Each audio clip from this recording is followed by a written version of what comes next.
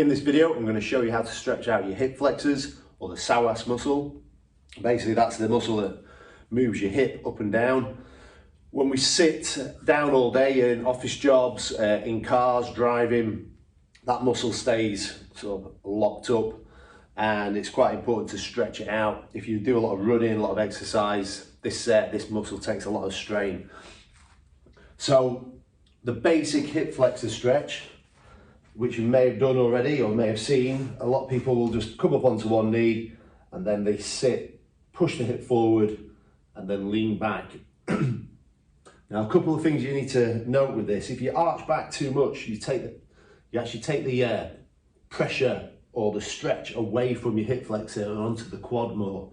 So a little way to make it more effective is to start off by compressing down, so we go the opposite direction to where we want to stretch.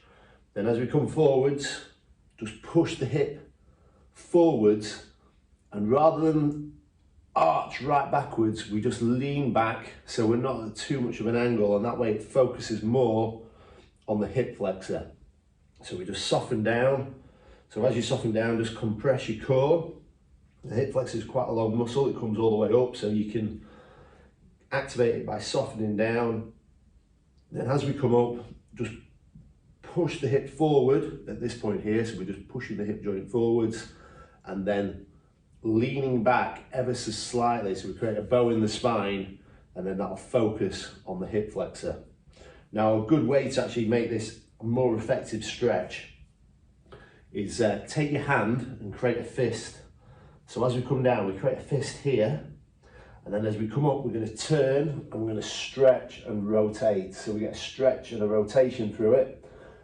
And imagine you're trying to grab a seatbelt that is just above your head, and you're going to be pulling it down. So we come down, we soften down, and then we come up and we just stretch and rotate. So look over your shoulder and you'll feel the change in the stretch and a little bit more intensity added to it. If you feel the need to increase the intensity of your stretch for the hip flexor, we can add a couch or a bench into the equation. This is also a great stretch for the lower back. So if you wanted a full body stretch, there's nothing better than this couch stretch that you can do. So what you need to do is position yourself to the bench and then place your foot up. Now, if you're not very mobile, just literally lift it into position. You want the foot or the ankle resting on the edge of the bench, and then bring yourself up into a kneeling position like we did for the first version of the stretch. And again, you need to soften down, so you decompress the hip flexor and squeeze and tense. Now this time, increase your tension, create a fist, squeeze your hands together for a few seconds before you release. And then as you release, punch up into the air and rotate.